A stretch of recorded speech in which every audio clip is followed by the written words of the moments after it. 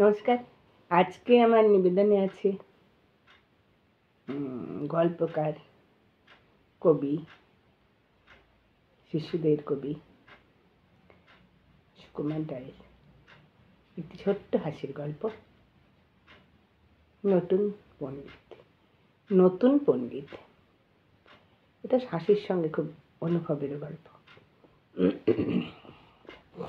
আগে যিনি আমাদের পণ্ডিত ছিলেন, তিনি লোক বড় ভালো। মাঝে মধ্যে আমাদের যে ধমক না করিতেন তাহা নয়, কিন্তু কখনো কাহাকেও অন্যায় শাস্তি দেন নাই। এমনকি ক্লাসে আমরা কত সময় গোল করিতাম, তিনি কেবল মাঝে মাঝে আহ বলিয়া ধমক দিতেন।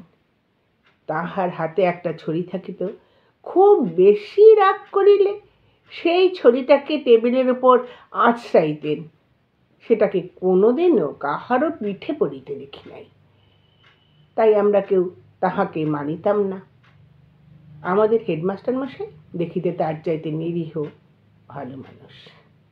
ছোট বেটে মানুষটি, গোবদারি কামানো, গোলগাল মুখ, তাহাতে সর্বদাই যেন হাসি লাগিয়া আছে। কিন্তু চেহারায় কি হয়!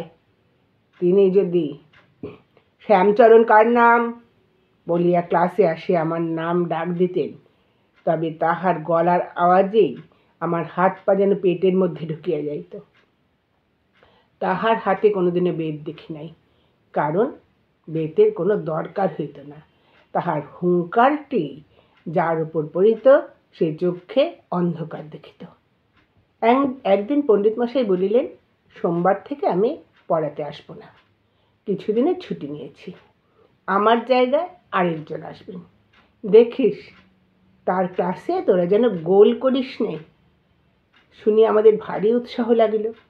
তারপর যে কদিন পণ্ডিত মশাই স্কুলে ছিলেন, আমরা ক্লাসে 1 মিনিটও পড়ি নাই। একদিন বিহারীলাল পড়ার সময় পড়িয়াছিল, সেই জন্য আমরা পরে চাঁদা করিয়া তাহার কান মুলিয়া দিয়াছিলাম। যাহা হোক, পণ্ডিত মশাই সোমবার আর আসলেন না। তাহার বদলে যিনি আসিলেন, তাহার গোল কালো চশমা, মুখ ভরা গোফের জঙ্গল আর বাঘের মতো আওয়াজ শুনিয়া আমাদের উৎসাহ দমিয়া গেল। তিনি ক্লাসে আসিয়াই বলিলেন, পড়ার সময় কোনো কথা বলবে না, হাসবে না, যা বলবো তাই করবে, রোজকার পড়া রোজ করবে, আর যদি তা না করো তাহলে তুলে আছাড় দেব। শুনিয়া আমাদের তো চক্ষু স্থির। ফকির চাঁদের তখন অসুখ ছিল, সে বেচারা কদিন ক্লাসে আসিতেই পারেনি। নতুন পণ্ডিত মহাশয় তাহাকে পড়া জিজ্ঞাসা করিয়া বসলেন।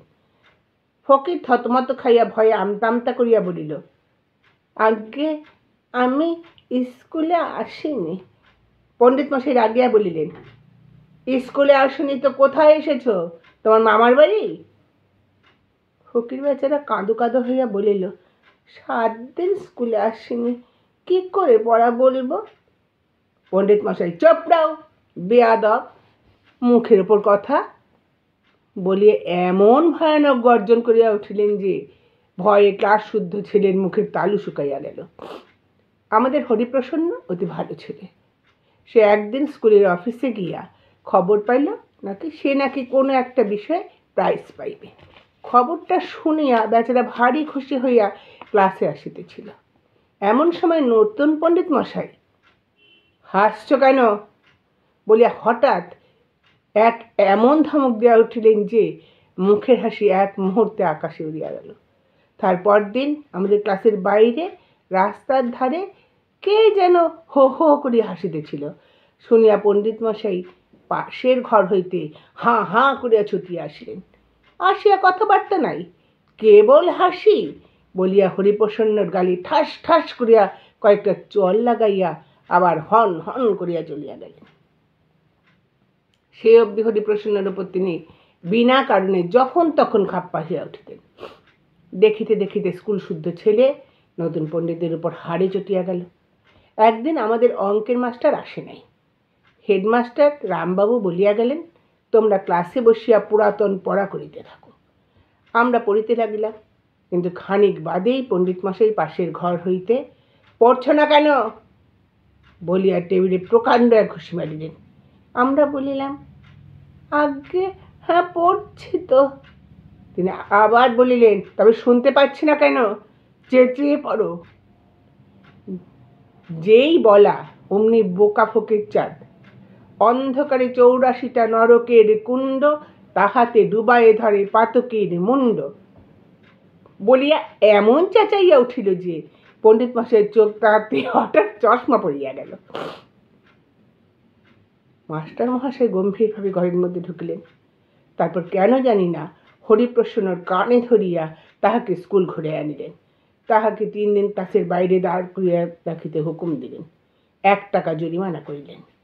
তাহার কালো কোটের পিঠে খড়ি দিয়া বাঁদর লিখিয়া দিলেন, আর স্কুল হইতে তাড়াইয়া দিবেন বলিয়া শাসাইয়া রাখিলেন। পরের দিন রামবাবু হরিপ্রসন্নকে ডাকাইয়া পাঠাইলেন এবং তাহার কাছে সব কথা শুনিয়া আমাদের ক্লাসে খোঁজ করিতে আসলেন।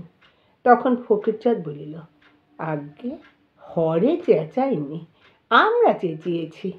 রামবাবু বলিলেন, পণ্ডিত মশাইকে পাতকি বলিয়া কে গালাগালি দিয়েছিল? ফকির বলিল, পণ্ডিত মশাইকে কিছুই বলিনি, আমি পড়ছিলাম, অন্ধকারে 84টা নরকের কুণ্ড, তাহাতে ডুবাইয়ে ধরে পাতকীর মুণ্ড। এই সময় নতুন পণ্ডিত মশাই ক্লাসের পাশ দিয়া যাইতেছিলেন। তিনি বোধহয় শেষ কথাটুকু শুনতে পাইয়াছিলেন এবং ভাবিয়াছিলেন তাহাকে লইয়া কিছু ঠাট্টা করা হইতেছে। তিনি রাগে দিক বিদিক জ্ঞানশূন্য হইয়া হাঁ হাঁ করিয়া ক্লাসের মধ্যে আসিয়া রামবাবুর কালো কোট দেখিয়াই তবে রে হরিপ্রসন্ন বলিয়া হেডমাস্টার মশাইকে পিটাইতে লাগিলেন। আমরা ভয়ে কাঠ হইয়া রইলাম। হেডমাস্টার মহাশয় অনেক কষ্টে পণ্ডিতের হাত ছাড়াইয়া তাহার দিকে ফিরিয়া দাঁড়াইলেন। তখন যদি পণ্ডিতের মুখ দেখিতে, বেচারা ভয়ে একেবারে জুজু। 3-4 বার হাঁ করিয়া আবার মুখ বুঝলেন। তারপর এদিক ওদিক চাহিয়া এক দৌড়ে সেই যে স্কুল হইতে পালাইয়া গেলেন। আর কোনোদিন তাহাকে স্কুলে দেখা যায় নাই। 2 দিন পরে পুরাতন পণ্ডিত মশাই আবার ফিরে আসলেন। তাহার মুখ দেখিয়া আমাদের ধরে যেন প্রাণ আসিল। আমরা হাঁপ ছাড়িয়া বাঁচিলাম। সকলে প্রতিজ্ঞা করিলাম, আর পণ্ডিত মশাইয়ের ক্লাসে গোলমাল করিব না। যতই পড়া দিন না কেন, খুব ভালো করিয়া পড়িব।